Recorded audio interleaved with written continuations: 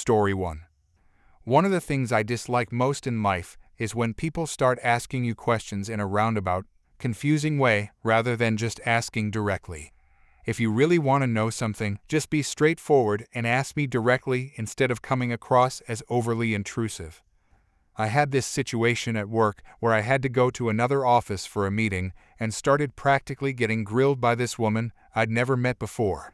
She was asking things like where I'm from, where I'm based, what my parents did, and so on. She wasn't asking to be polite or even out of curiosity. It was very clear she felt entitled to that information. When I gave intentionally vague answers, she got really irritated and became more determined. She doubled down on the fact that I only mentioned one parent, my mother. All I said was that I'm pretty close to my mom and that we live near each other, so we do things together sometimes. It's a generic answer, and since I don't know this woman, why would I tell her anything more personal? Then the question started. Oh, what about your dad? And so on. I'll be honest, I'm so used to people acting like they're entitled to know why I don't mention my dad that I've just become blunt about it. Sometimes I even joke, oh, I'll need to bring out the Ouija board to find him. Anyway, she wouldn't let it go that I didn't talk about my dad, and it really upset me, so I was extremely blunt and just said, he's been gone for 19 years. Dropped to the floor with a ruptured berry aneurysm and died not long after. She didn't know what to say and was clearly mortified by my response. This was followed by an awkward attempt at backtracking, and I just walked away. I later heard from a few others that I embarrassed her a lot, and that she didn't know what to say, especially since I'm quite young, 27, and was a child when it happened. I thought, good. It's what she gets for demanding to know everything about a person. If someone clearly doesn't talk about something, there's a reason why. Rather than be pushy or beat around the bush, I'd prefer someone just ask me directly. I'll be less annoyed by that than by you trying to force it out of me. I have a deceased father. Big deal.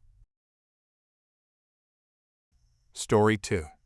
So as you all know, people are freaking out about the coronavirus, so they're doing everything they can to get their hands on supplies to last the quarantine.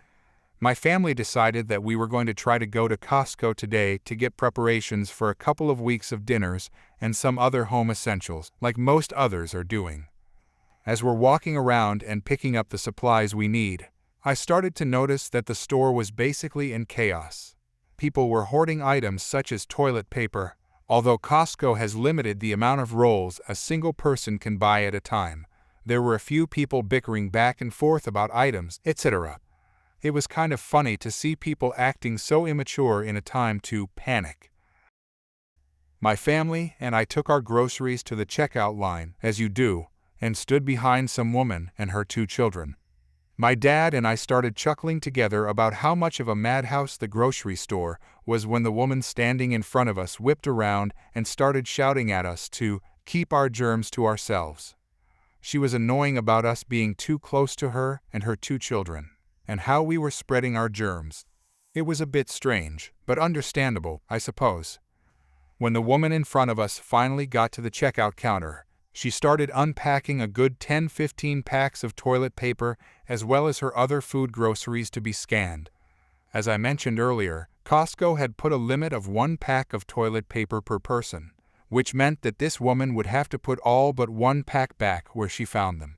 The cashier mentions this fact to the woman, and she replies by saying, well, I'm a single mom and I need these toilet paper rolls for my family, so we don't have to come back out and get sick once the virus spreads more. To which the cashier replied, I'm sorry ma'am, but being a single mom doesn't have any impact on the limit, so I'm going to have to ask you to please put the excess toilet paper packs back. This woman was not having it. She had the audacity to start yelling at the cashier about how he should be respecting her because she works hard to maintain the peace of her family because her cheating, lying husband took all of her money when they divorced. While this was all going on, the line was getting very long and people were getting impatient, so the cashier calmly told her to either pay and take her groceries, not including the toilet paper, or to get out of line. The woman reluctantly agrees and proceeds to hand the cashier her card. Before the cashier can complete the transaction, The woman asks the cashier if she can have a discount because she's a single mom and can't afford everything she put in her cart. Now, I have been standing in line for a good 20 minutes now, and this really got on my nerves. I don't understand why people are so uncooperative, especially about things like this. Story 3. I was not directly involved in this interaction, but it did occur in the same street I belong to, and the tree could be seen from my house, as it was less than 100 feet away. So some brief backstory is necessary to understand the direness of Karen's situation. Karen, along with her daughter, owns a house in a street along with 7 other people, including me. This street is somewhat private. Although it isn't gated, it shares many resources and services that sets it apart from the rest of the community. Basically, it was originally empty land in the middle of an already existing neighborhood bought privately by a group who built houses and sold them. For these reasons, this street has a homeowners association representative, and they share things like lawn maintenance and street repair costs. For example, the street splits the cost for repairing stuff like street lights, and the people that mow the lawns do the entire street at a time. Karen and her daughter are rarely seen in this small street, and they instead rent their house out to newcomers every few months or so. I have only seen them in person a few times since I moved here. On their most recent return a few days ago, they decided to have the tree out in their front yard trimmed down before the next tenant arrives. Unfortunately, this tree belongs to the street, and she has no jurisdiction tampering with it, and she knows it. She made a failed attempt to call the Homeowners Association board, and when they did not reply right away, she took the initiative to cut the tree to her desires. This morning, a group of workers came in a truck with loud power tools to cut several branches off this large tree. The Indian dude came out first to complain, and later came out the old lady. They have both been living here for a long time and understand the rules clearly. The conversation was distant from my house, especially since I chose not to go outside and join the argument. But it went along the lines of the following. Indian guy: "Hey, you can't cut that tree." Karen: "Well, it's on my property." "Actually, it's not. Tell them to stop cutting it. You need to contact the Homeowners Association first." I did, and they didn't respond, so it's not a big deal if I just trim it, okay? Old lady: "Any change affects the value of the entire street and every house on it. You have to stop it." Oh my God, it's just a tree. Just give me a break, okay? For those that don't understand, the entire street sort of has a common theme to it, where every house has a similar design, and each having a tree is part of said design. Stripping this mature tree down to a couple branches completely ruins the look of the street. The Indian guy walks up to the workers who are basically already finished. "Guys, please stop for now." Karen steps in front of him. "Hey, back off." He puts his hand on her shoulder to push her away. Karen: "Stop being aggressive." It goes on for about 30 minutes. The entire time Karen is being extremely rude, interrupting people, and basically whining incessantly. The Indian guy, the old lady, and the other neighbors watching knew they couldn't do anything without contacting the Homeowners Association first. They certainly didn't want to touch her, and they couldn't do anything with the workers because they were hired by Karen. This entire time her daughter didn't say anything and stood at the doorway of her house. The workers continued with the tree, and in no time it was finished. About an hour passes when the Indian guy and the old lady return with news from the Homeowners Association. It was true that Karen couldn't touch the tree, and everyone knew that. But what Karen didn't know was that the consequences were extremely straightforward and relentless. When they began to explain to Karen her remaining options, she had an annoying smirk of victory on her face. But it didn't take long for it to be completely wiped away.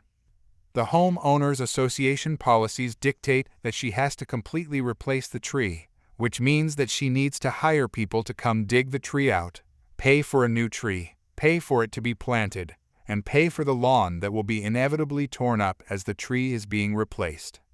If she does not comply, her house will be put on lien and be no longer considered an extension of our private street. For those that aren't fluent in real estate terms like me, This means that Karen cannot sell, rent, or refinance her property until said conditions are met. Even if she complies right away, her new tenant will be delayed at least a week or more while the tree is being dug up. This is just such a sweet and fitting end to her entitled attitude. In total, she will be set back thousands of dollars for essentially nothing except lacking consideration of those around her. I'm not entirely clear on the costs, but I expect it to be at least $10,000. Moral of the story: don't screw around with trees. They have countless lawsuits and homeowners association strings attached to them. And don't be a jerk to your neighbors. Edit. I reread my post and decided that I didn't do as good a job as I wanted to explain why Karen deserves her justice. I forgot to mention that she did flip everyone off and threatened to call a lawyer. She acted really childish overall and kept repeating the same phrase of something like, "You can't touch me. I did nothing wrong," over and over while interrupting people. Her daughter wasn't too much better, but you can't really blame her for trying to defend her mother a little bit. She probably just didn't understand what her mother really did. Her daughter was like, "Stop shouting, don't get aggressive," etc. Edit 2. After talking with some of my neighbors, it turns out Karen was a jerk long before I moved here. A long time ago, there was a rule that you couldn't park your car on your driveway, which most people thought was stupid. I think it's stupid too. The rule was set when the street was built because people wanted it to look nice or something. Apparently Karen took this rule way too seriously and kept on giving tickets to the old lady's husband. I mean, come on. What a way to get to know your next-door neighbor. Before long, the entire street voted the law out 7-1. Guess who wanted to keep it? Karen also locked the back gate of the street closed and didn't give the key to anyone, because she thought she was entitled to control who gets to use the community gate. Too bad I wasn't there at the argument because I could have transcribed more of what they said. Karen kept on trying to change the subject and put blame on the old lady for letting her bamboo fall into her backyard. Dude, the old lady was sick that day, so what a jerk for arguing with a sick old lady. I'd also like to mention the trees. Yes, trees, I realized after looking closer at her yard. She cut were 2 cypress trees and a deciduous tree that grows red seeds in hard pods that I forgot the name of. The cypress trees she cut were towering and magnificent. She trimmed them down halfway and they will never regrow because both are at least 20 years old. That's all I can remember to add.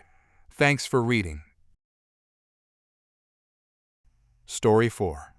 So I work at an enterprise with a casino, hotel and restaurants. I'm a custodian there, and I have been for about a year, and every day afterwards I wait for any of my family members, or if no one's available to pick me up, I call an Uber to pick me up. I wait outside the main entrance in a specific spot for rideshare pickups. I had my uniform shirt off, but my uniform pants were still on for obvious reasons, but i.e. if this security guard is new or whatever. But I was on my phone listening to my music, and he suddenly came up to me waving to me. I turned my AirPods off and talked to him. Hey, can I help you? Yeah, can you take your AirPods out? No thank you, I can hear you just fine. I have my music off. Okay, whatever, Ibum. You mind telling me what you're doing out here? I'm waiting for my ride. Why? Oh, okay, I got you. Just wondering. Any reason you are waiting here instead of by the employee entrance? Yeah, Uber usually has trouble finding it because GPS doesn't directly lead to the entrance, so waiting here is just easier because this spot is made for waiting for rideshare pickups, so. Oh, okay then, well, do you have your work badge? Yes, it's in my pocket. Can you put it on? I don't think I have to. Yes, you do. It's policy to have it on. No, it's policy to have it on when you're in the building. I'm not in the building, and I'm not even near the entrance. There's no reason for me to have my badge on. Okay, fine, I guess, if you want to play that game. Can I get your name? I don't think I have to tell you. I'm not asking you. I'm telling you to give me your name. The hell? I'm not giving you anything. You have no right demanding my information. I've done nothing wrong. You're loitering outside the building, so I need your name to make a report. What the hell? Loitering? I'm waiting for my ride in the rideshare pickup, so obviously I have purpose. I've been doing this for a whole year, and I've had no problems. Plenty of security officers saw me waiting here in uniform and didn't come to harass me. I'm not harassing you. I'm telling you, you can't be sitting out here with no business. You're not a cop. What makes you think you can do that? I may not be, but I have a right to protect the people here and the building. And you're waiting in the rideshare pickup. That's for guests, not for employees. Man, please, I don't feel like dealing with this. I just want to go home. You're not going anywhere until you give me your information. You know what? Do you have a supervisor I can speak with? Yes, I do. Can you please get him out here? He called out his supervisor, and I waited for him to come out. After about 10 minutes, he came out and talked to me. Hey, so what can I help you with? My supervisor asked me. Hi, so your guard here is harassing me for waiting for my ride in the rideshare pickup that's supposedly not for employees, which I find very hard to believe as I've been working here for a year and always waiting here after work. Plenty of guards and cops saw me waiting here and didn't give me any problems for it. Then he started demanding to have my badge on, even though it's policy to have it on when you're in the building, and I have a right to have it off outside. Then he started demanding for my information to make a report, I guess. And now he's detaining me because I won't give him my personal information. Okay, I understand. Well, you are right, this rideshare pickup is for anyone. And you're allowed to have your badge on or off outside the building here. But you do need to have it on whenever you're inside the building. Yeah, I understand, sir, but listen, I've been harassed for the past 15 minutes. I just want to order my Uber and go home. If you can please just educate him about everything here and get him to leave me alone, that'd be great. Okay, yeah, I'll keep that in mind, and you are free to go or stay. Sorry for any inconvenience. Have a nice day. Okay, thank you. Before you go, is there a way I can make a complaint? Yeah, there's a number you can contact. I can give it to you if you want, but you can also stop by our main office to make a complaint there. Would you like the number? Yes, please. He gave me the number, and they finally left me alone. I'm definitely going to stop at the office and make a complaint about him for harassment. I'll make an update on how that goes whenever I decide to do that. Story 5. For context, I'm a man in my mid-30s. I live in the San Francisco Bay Area, in the house I grew up in. My parents own the house, but I live here by myself, and they rarely come by. They've given me a lot of freedom to make the place my own. Nonetheless, even when they've told me to use my own judgment, I always make a point of running any decisions regarding home improvement projects by them, which is why I always tell anyone coming to the house trying to sell something that I'm not the homeowner. I have severe anxiety and dislike unexpected visitors. I had a no soliciting sign on my front door, though I had to take it down when we replaced the door and painted the house about a month ago. I had yet to get a new one, though in this situation, it wouldn't have mattered for reasons that will soon become apparent. For the most part, people respected the sign, but I occasionally had an entitled person who deliberately ignored it. Most of the time, when I told them I wasn't the homeowner, they were polite, gave me their business card to pass along, and then left. Last week, however, I came home, opened the garage door, and parked my car. I always back in, so the front of my car faces the driveway. I was looking at something on my phone when a young woman, probably 18 or 19 years old, walked into my garage and came up to my car window. It startled me, and she began the interaction by apologizing for startling me. She said, "Don't worry, I get startled all the time. I totally understand." Okay. I asked her what she wanted. She said that she wasn't there to sell anything, but nonetheless wanted to speak to the homeowners regarding solar panels. I forget exactly what she said, but it was something along the lines of wanting to get information for a brochure, and that our home was pre-approved or something like that. If you're confused, so was I. She gave me the usual, "Are you the homeowner?" I said no. She asked if they were home, and I said no. She asked when they would be home. I told her they don't live here. She asked if I was a tenant, and I made the critical error of telling her that my parents are the homeowners, but they don't live here. She asked me if I could give her their contact information. I said no, but if she had a business card, I could give it to my parents, and they'd call her if they were interested in whatever service she was offering. She told me she wasn't offering any service, she just wanted to consult with the homeowners, which was confusing, and again demanded that I give her their contact information. Again, I said no, but I could pass along hers instead. She then launched into a rant, saying something along the lines of, "Dude, I'm not the one who will be installing the panels. I'm not even from around here, I'm from Minnesota." I didn't see how that was relevant, nor did I ever think that she'd be the one installing the panels. I asked her who she was working for, whether she was with a utility company at one point. She asked if she could look at our electric meter, which she could easily do since it's right at the side of the house, and if she wasn't there to sell anything, why was she even here? She repeated the same confusing explanation.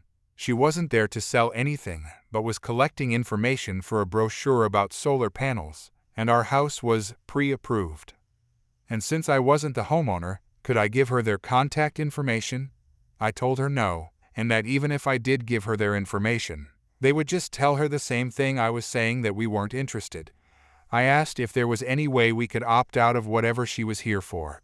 She said no, because there was nothing to opt out of, which made no sense. I tried to see if she was wearing anything with her company's logo on it. All I could see was a lanyard with the Google logo, and if I remember correctly, it didn't even have a name tag or anything identifiable. She did tell me the name of the company she supposedly worked for when she first approached me, but I don't remember what it was otherwise. I'd look it up. At this point, I was beginning to feel very uncomfortable. If the genders and ages were reversed, and I were a young woman sitting in my car in my own garage, and a man in his 30s came up to my car and demanded my contact information, I'm sure it would be highly frowned upon. I honestly began to suspect that she might not be mentally well. If she had been at the front door, all I would have to do is say, "Sorry, not interested," and close the door. But this strange woman was in my garage, practically blocking me from getting out of my car, and I needed to find a way to make her leave. I told her several times that I wasn't going to give her my parents' contact information, but she could give me the name of whoever she worked for and I'd pass it along. At this point, I was more irritated than anxious and was fighting the urge to yell at her to get out of my garage. But I stayed calm. After much back and forth, I finally got her to leave. However, as she was walking out, she said, "Someone else is going to come by your house later." And the way she said it honestly sounded like a threat. So far, nobody else has come by. I have since gotten a new "no soliciting" sign, which I put on the front door, but I still have no idea how to deal with people who come up to me when I'm nowhere near the front door and refuse to leave. In hindsight, I should have told her she was trespassing and that I would call the police if she refused to leave, but I was so anxious for most of the encounter that I was at a loss for words. I try to see if she's wearing anything with her company's logo on it. All I see is a lanyard with the Google logo on it, and if I remember correctly, it didn't even have a name tag or any identifying information. She did tell me the name of the company she supposedly was working for when she first came up to me, but I don't remember what it was otherwise. I would have looked it up. At this point, I'm beginning to feel very uncomfortable. If the genders and ages were reversed, if I were a young woman sitting in my car in my own garage, and a man in his 30s came up to the car and demanded my contact information, I'm sure people would see it as highly inappropriate. Honestly, I started to wonder if she might have been experiencing something mentally or emotionally distressing. If she had come to the front door, all I would have had to do is say, "Sorry, not interested," and shut the door. But this odd situation was different. She was in my garage, practically blocking me from getting out of my car, and I needed to find a way to make her leave without escalating things. I tell her several times that I'm not going to give her my parents' contact information, but she's welcome to give me the name of whoever she works for, and I'll pass that information along to my parents. At this point, I'm more frustrated than anxious, and I'm fighting the urge to raise my voice and demand she get out of my garage. But I manage to remain calm and keep my composure. After a long and uncomfortable back and forth, I finally get her to leave. However, as she's walking out, she says, "Someone else is going to come by your house later." And the way she says it honestly sounds like a threat. So far, no one else has shown up. Since then, I've gotten a new "no soliciting" sign, which I've put on the front door. But I still have no idea how to handle people who approach me when I'm nowhere near the front entrance and refuse to leave when asked. It's not like I can just put a sign on my driveway or garage door and expect it to be effective all the time. In hindsight, I realize I should have told her she was trespassing and that I would call the police if she didn't leave. But I was so anxious for most of the interaction that I honestly couldn't find the right words to say at the moment. It's one of those situations where you think of the perfect response only after it's over. Story 6. Karen, an aspiring CEO of a startup, was a roommate in a shared house I lived in during my internship at a tech company. Her fear is that someone would steal her startup idea, so the first time we met she asked whether I worked at her competitors. She then introduced me to F, whom she called her friend, and she said was always willing to drive her around for shopping later. I realized that's her definition of friends, people whom she could use. F is also a freelance graphic designer whom Karen hired to design her pitch deck. As months passed by, F and I got closer as we have similar hobbies, and soon he confided in me that Karen hasn't paid him for the hours he did her last deck. Karen has been telling everyone in the house that she's broke, so F felt bad for asking his payment, but F needed the money too. I merely cheered him up and said nothing other than, "Let's hope she'll get her funding soon with the new deck." Then Karen asked F to change some numbers in the slides, because she said investors would like to see the updated numbers, and F refused to do so until Karen paid him for the last job, or at least signed a written agreement that she would pay in installments by a deadline. In the meantime, seeing that F and I were spending a lot of time together, which means she lost her driver, Karen was talking behind my back with other housemates, accusing me of being a bad and evil roommate, cheating on my partner with F. Once, after asking when my internship would end, she suddenly just told me to leave my partner and stay with F. I just smiled and said it's none of her business. F and I were just friends. I would leave the area once my internship ended, back to my partner of 7 years, and F knew that for a fact. I guess she also thought that I convinced F to never help her again with her deck. I did no such thing. F is an adult and could make his own decision on what to do with his life. So basically, Karen was trying to kick me out of the house, as she has done once to another roommate, and was proud of it. However, she didn't get any support from the others because everyone else was also fed up with her. So Karen decided to move out because she felt the house's environment is toxic. I was relaxing on my bed, we were sharing a bedroom, while she was packing her stuff. Then, "Hey, I'm moving out. I hope you treat F well." Everyone was sad that I'm losing a good friend like him. "Sure, he's a friend. I won't use my friends." "Well, you made him lose his job and income." She meant designing her deck. Investors are waiting for the new deck. "Your personal life is ruining my startup." "Hey, don't drag me into your problem with him. I have nothing to do with it. If you have a problem with him, talk to him. Don't talk to me. Of course it has everything to do with you. He's in love with you. Can't you see it?" I rolled my eyes. What happened between me and F is none of Karen's business. It shouldn't interfere with her professional relationship with F either. The problem is that you haven't paid him. Solve that issue, professionally. Don't make it personal. He refused to help with my deck because of you. I told my friends about it. They were livid. See, that's exactly your problem. Instead of talking to him directly, you talk to other people about it. Bullseye. After that, she was spouting things that don't make any sense. She said I don't know anything about how a startup works. Her mom is sick and could lose the money she put into her daughter's startup, and whose fault is that? She is now broke and trying so hard to get funding for her startup, so she desperately needs her new deck. I put on my headphones trying to sleep as I wasn't really interested to hear her whining about her life. I needed to get up early for work the next day, while she was usually still on the bed, swiping her phone, even when I was ready to leave for work. The perks of being a startup founder. She then started sending F threatening emails, demanding F to send her the raw files of the design as soon as possible, and to sign an NDA because she's afraid people will steal her idea and research data. F refused because he didn't want that. She could trick another designer to do it for her for free.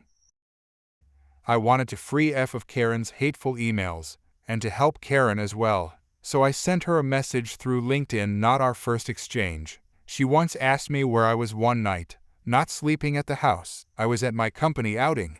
I have screenshots of the conversation, so this is accurate. Hi Karen, instead of wasting your time harassing someone you can't afford to pay to work for you, you could change the deck yourself. Continued explaining how to convert PDF to other editable formats. This is your fault. You don't understand startups. Get your personal life out of my company. If you're unable to get yourself out, third parties will.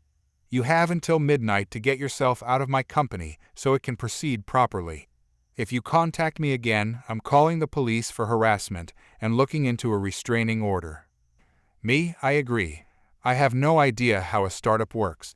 But if I were a startup founder, I would try to persuade people to work for me with my passion for my ideas, not with aggression, threats, and by meddling into their private life.